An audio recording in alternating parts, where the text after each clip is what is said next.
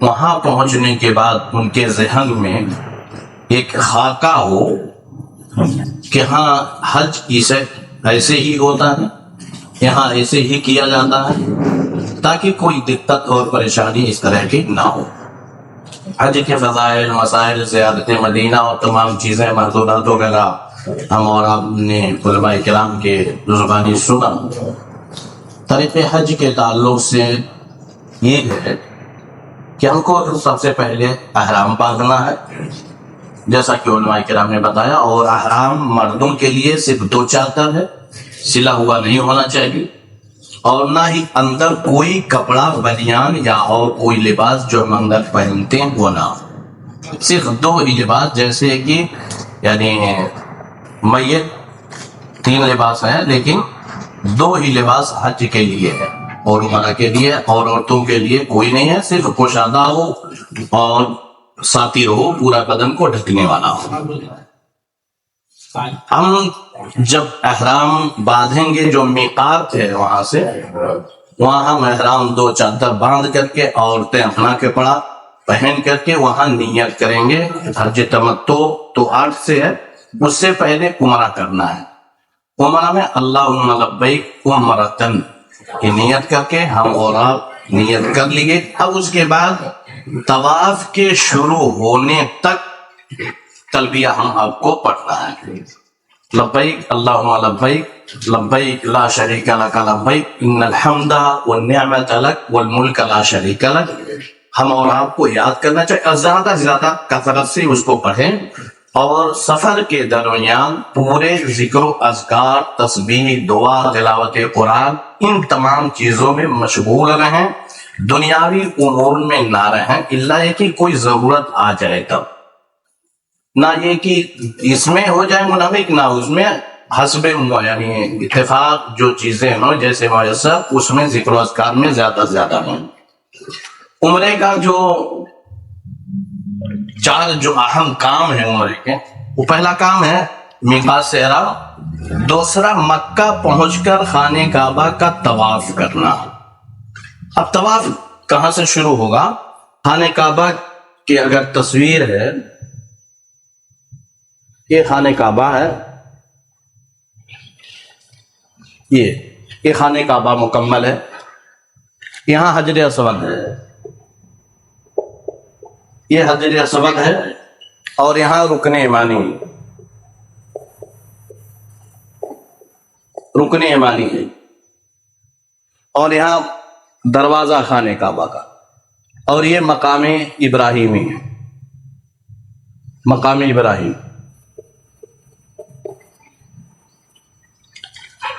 یہاں نیچے دیکھیں گے سبز پٹی، اور اوپر بھی عمارت جو ہے وہاں بھی سبز پٹی یعنی ہرا کلر لگا ہوگا۔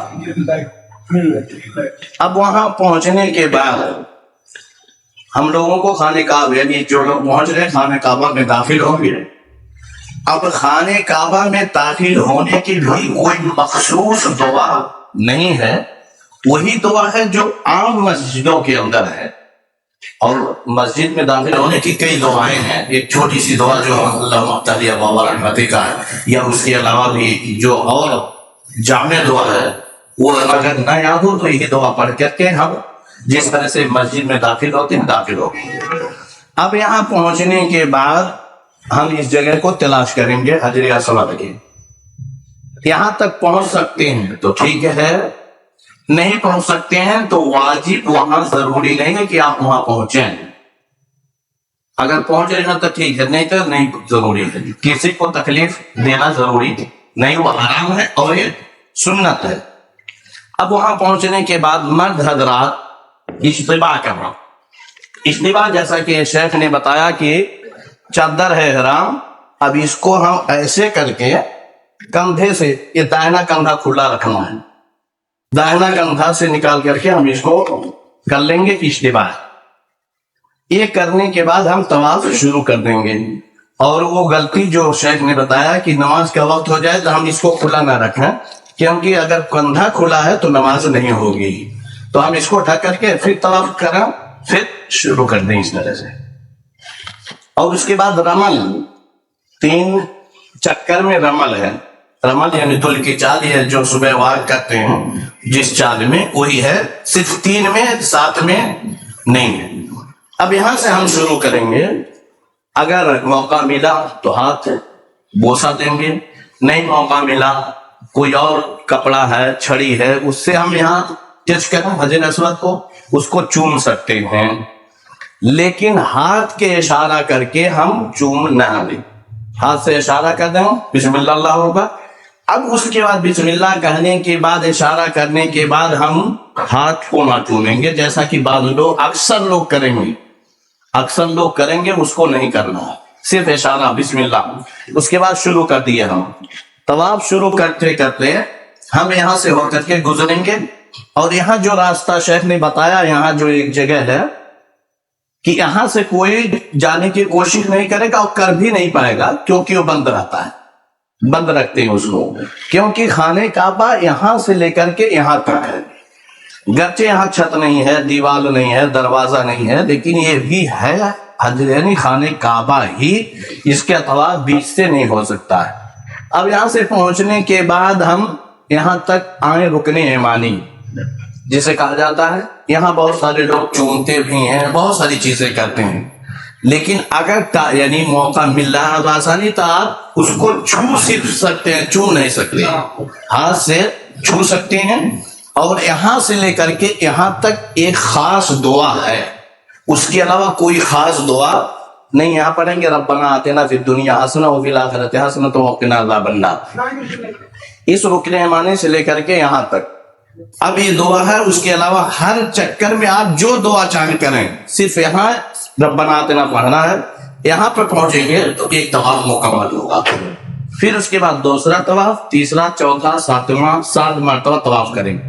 طواف کرنے کے بعد جیسا کہ بتایا گیا ہے کہ اگر موقع ہے, جگہ ہے یہاں, تو اس مقام ابراہیمی کے پیچھے 2 رکعت نماز ادا کریں, اور اگر نہیں ہے تو پھر خانہ کعبہ کے کسی بھی حصے میں پہنچ کر کے 2 رکعت نماز ادا کریں گے.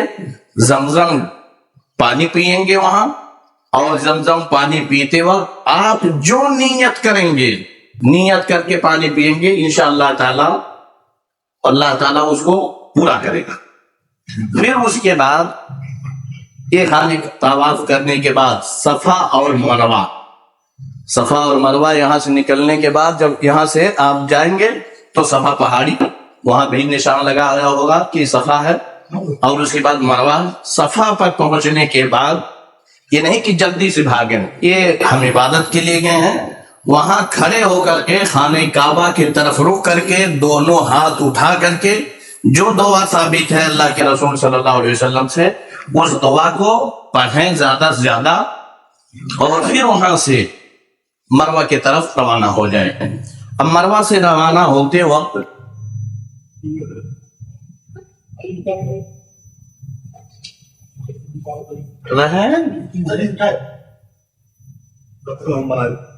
چلو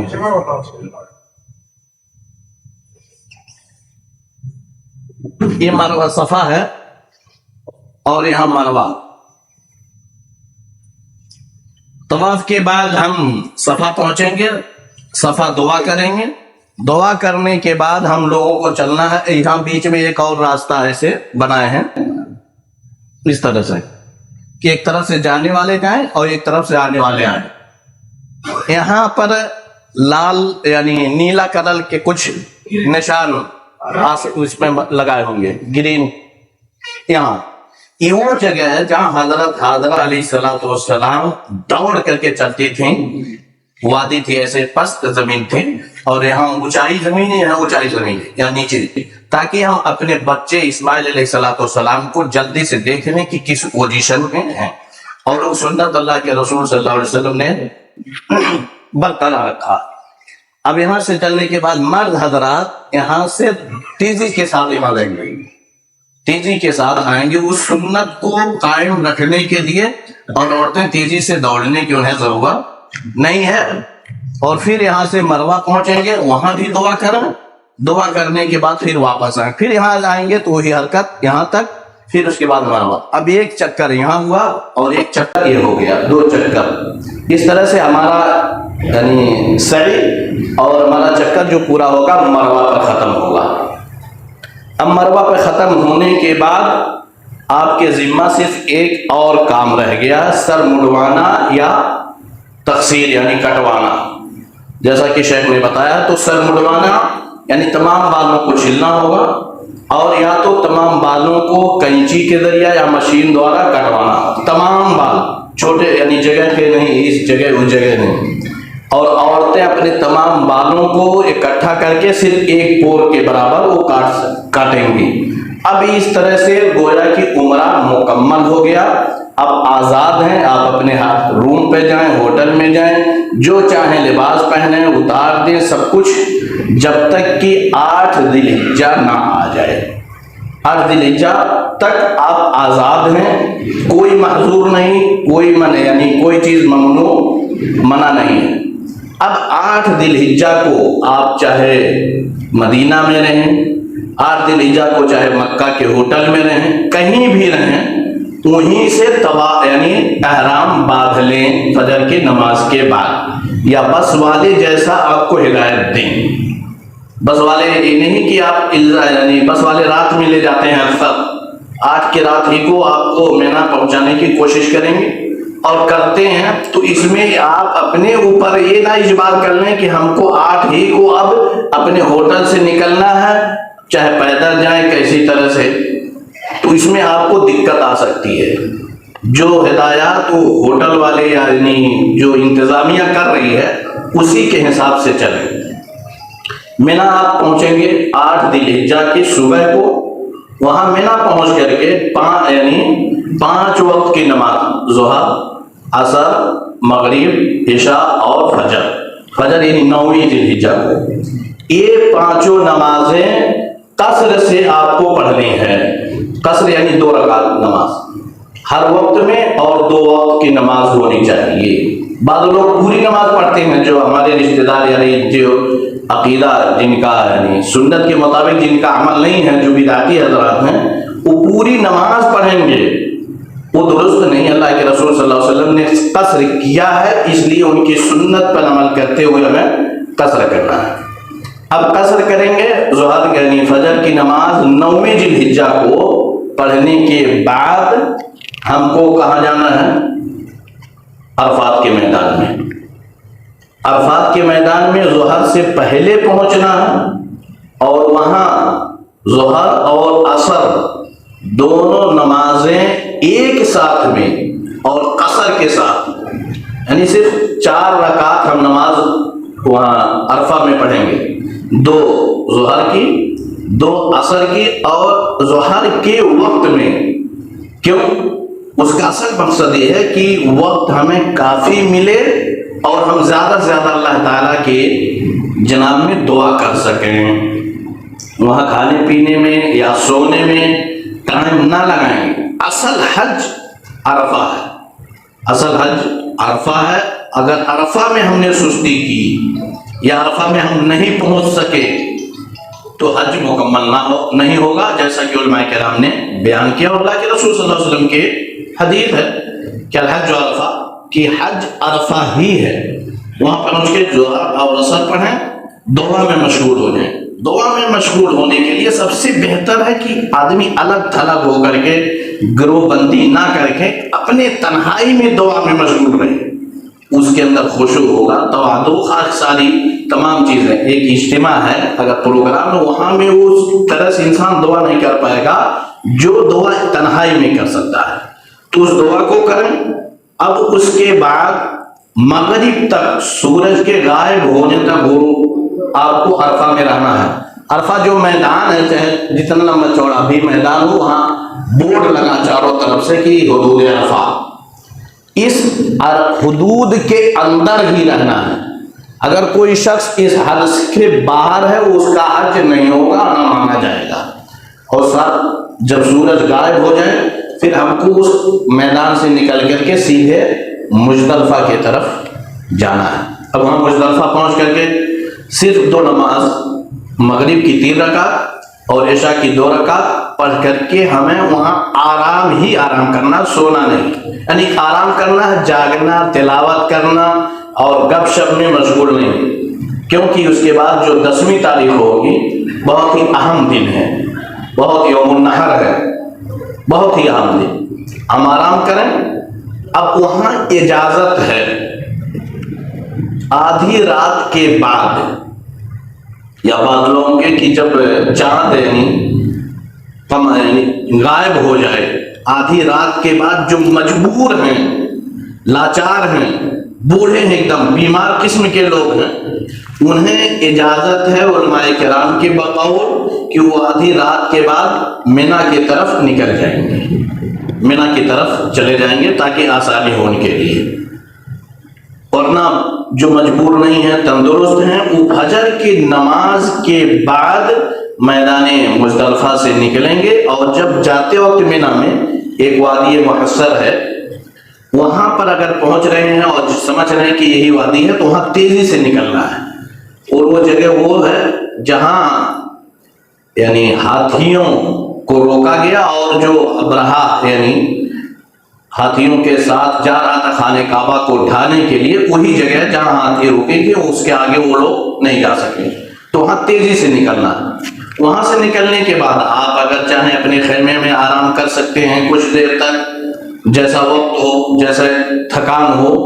ظہر کے بعد جا کر کے پھر ہم کو یعنی جمرات پہنچنا ہے، اور وہاں کنکڑی مارنے، پہلے دن پہلے ہی جمرے کبرا جو بڑا جمرہ ہے اس کو کنکری مارنے پہلے دن ساتھ۔ اب کنکری مارنے کے بعد یہ 10 ذی الحجہ کا کام ہے، 10 ذی الحجہ میں آپ کو جو کرنا ہے کئی کام ہے، 4 کام اہم ہیں۔ 10 ذی الحجہ کو 4 کام ہونے چاہیے، لیکن ترتیب جو ہے وہ واجب نہیں ہے، چاہے آپ پہلے قربانی کر لیں، پہلے آپ جو ہے کنکڑی مار لیں، پہلے آپ بال کٹا لیں، طواف افاضہ کر لیں، کوئی بھی کام کر لیں، کوئی اس میں حرج آگے پیچھے ہو جائے تو کوئی فرق نہیں پڑتا، لیکن اس دن پہلے کیا ہے، کنکڑی مارنا ہے، ایک جمرہ کو کنکڑی مارنا ساتھ، اور اس کے بعد قربانی کریں، پھر سر کے بال کٹوائیں، پھر اس کے بعد اب یہ جب 3 کام ہو جائیں گے، 3 کام، تو آپ حلال اصغر ہو جائیں گے۔ 3 کام کے بعد حلال اصغر کا مطلب یہ ہے کہ آپ کپڑا چینج کر سکتے ہیں، لیکن عورتوں کے قریب نہیں جا سکتے جب تک کہ حلال اکبر نہ ہو جائے، یعنی طواف افاضہ نہ کر لیں۔ اب وہ طواف افاضہ چاہے 10ویں کو کریں حسب یعنی طاقت اور وقت، یا تو 11ویں کو کریں یا تو 12ویں کو کریں، لیکن جتنا جلدی آپ فارغ ہو جائیں وہ بہتر ہوگا۔ اب اس دن کے 4 کام، کنکڑی مارنا ہے، بال کٹوانا ہے، اور قربانی کے لیے آپ نے پیسہ جمع کر دیا تو اس سے آپ کا کوئی لینا دینا نہیں ہے۔ بعض لوگ انتظار یہ کرتے ہیں، فون کرتے ہیں کہ محظورات میں سے ہیں کہ ہاں قربانی ہوئی کہ نہیں ہوئی، اس کے بعد ہم بال کٹوائیں، وہ سب اس کے چکر میں پڑنے کی ضرورت نہیں ہے، آپ کے جو ذمہ ہے وہ کر لیں۔ اب ٹائم ہے تو خانہ کعبہ پہنچ کر کے طواف افاضہ کر کے، اور طواف افاضہ کریں گے، اور اس کے بعد سعی بھی ساتھ میں ہے، وہاں طواف بھی اور سعی دونوں کر کے جب آپ فارغ ہو جائیں گے تب آپ مکمل طور پر حلال یعنی اکبر ہو جائیں گے۔ آپ کے تمام محظورات جو حرام ہیں کام کرنے وہ سب جائز اور درست ہو جائیں گے۔ لیکن وہاں ایک چیز اور دیکھنی ہوگی کہ ہم کو مکہ میں رات نہیں گزارنا کسی بھی صورت میں۔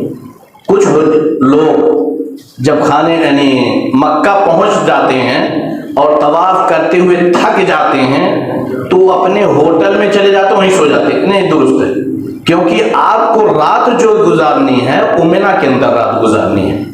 آپ مینا میں رات گزاریں، پھر دوسرے دن تینوں جمروں کو یعنی 11ویں ذی الحجہ کو تینوں کو کنکڑی ماریں گے، دعا کریں گے کنکڑی مارنے کے بعد، پھر وہاں سے آپ مینا میں پھر واپس آئیں گے اپنے خیمہ میں 11ویں، اور 12 ذی الحجہ کو کنکڑی تینوں مارنے کے بعد اگر آپ جانا چاہتے ہیں اپنے ہوٹل میں تو مغرب سے پہلے اگر چلے گئے تب تو ٹھیک ہے، درست ہے، لیکن مغرب تک، سورج کے ڈوبنے تک آپ نہیں جا سکے وہاں اپنے ہوٹل میں، تو آپ کو مینا اپنے خیمے میں واپس آنا ہوگا، اور 13 کو کنکڑی مار کر کے تو پھر آپ اپنے خیمہ میں جا سکتے ہیں۔ اس طرح سے آپ کا گویا کہ حج اب مکمل ہو گیا۔ 8، 9، 10، 11، 12 یہ 5 دن، اور 13 کو رہ رہے ہیں تو بہت ہی اچھی بات ہے، کیونکہ ہوٹل والے اکثر 13 کو روکتے نہیں، جو لوگ خود رک جائیں وہ پھر اپنے حساب سے 13 کو جاتے ہیں اپنے ہوٹل میں، اور جب گئے ہیں تو مناسب ہے، اگر کوئی دقت اور پریشانی نہیں ہے تو آپ 13 کو مینا میں رہیں، کیونکہ اللہ کے رسول صلی اللہ علیہ وسلم سے وہ چیز ثابت ہے، اور وہی بہتر ہے جسے ہم ایام تشریق کہتے ہیں، 11، 12، 13 کو۔ اب اس کے بعد جب طواف افاضہ ہو گیا، سب کچھ ہو گیا، تو صرف ایک کام اور باقی ہے، طواف وداع، الوداعی طواف۔ اب وہ جب آپ مکہ سے نکلنے کا ارادہ رکھیں ایک دم آخری وقت میں، چاہے سفر یعنی جہاز کے ذریعہ یا مدینہ کا سفر کرنا ہو، اس وقت آپ طواف کریں گے، اور طواف کرنے کے بعد وہ آپ کا آخری کام ہوگا، اس کے بعد آپ مکہ چھوڑ دیں گے۔ اس طرح سے حج مکمل ہو جائے گا، اور پھر مدینہ کی طرف زیارت، جیسا کہ شیخ نے بتایا، یہ حج سے اس کا کوئی لینا دینا نہیں ہے۔ اور ان ایام میں زیادہ سے زیادہ ہم اور آپ دعا، تسبیح، ذکر و اذکار، تلاوت قرآن اور اس میں مشغول رہیں، دنیا کی تمام چیزوں اور فضولیات سے دور رہیں، اور کتابیں آپ کے ساتھ ہوں، علماء کرام ہوں گے آپ کے زبان میں، ان لوگوں سے اور بہت ساری چیزیں حاصل کرتے رہیں گے۔ اس لیے ضروری ہے کہ ہم اور آپ جو اتنے اہم رکن اسلام کا ہے اس کی ادائیگی کے لیے کوشش کر رہے ہیں اور کر چکے ہیں، اللہ تعالیٰ سے دعا ہونی چاہیے، اور ہماری یہ کوشش کہ زیادہ سے زیادہ سنت نبی صلی اللہ علیہ وسلم کے مطابق ہو حج، کیونکہ اللہ کے رسول صلی اللہ علیہ وسلم نے فرمایا خذوا عنی مناسککم، کہ حج کا طریقہ مجھ سے سیکھو، جو بھی عمل سنت کے مطابق ہوگا وہی عمل قابل قبول اور یعنی اللہ تبارک و تعالیٰ کرے گا، اور اسی کا ہم ثواب پائیں گے، اور اس کے علاوہ اگر اور لغویات میں پھنسے تو اس کے اندر کمی اور کوتاہی ہوگی۔ اللہ تعالیٰ ہم تمام لوگوں کے عملوں کو قبول فرمائے، اور جس طرح سے اللہ تعالیٰ نے ہمیں توفیق دی ہے، اللہ تعالیٰ اسی طرح سے ہمارے یعنی اعمال حج کو بھی قبول فرمائے، کیونکہ بہت ساری فضیلتیں آپ لوگوں نے قرآن حدیث کی روشنی میں سنی ہیں۔ اب یہ کچھ مختصر سا یہ پروگرام حج تربیتی پروگرام رہا، اب اس کے بعد یہ اذان ہوگی، نماز، اور نماز کے بعد تمام حضرات کھانا کھا کر کے تبھی یہاں سے جائیں گے۔ اب وضو بنائیں، ایک تھوڑا سا 5 منٹ رکیں گے، تقسیم ہو جائے کتاب، اس کے بعد اذان ہوگی، نماز پڑھیں، نماز پڑھنے کے بعد کھانا کھائیں، پھر اس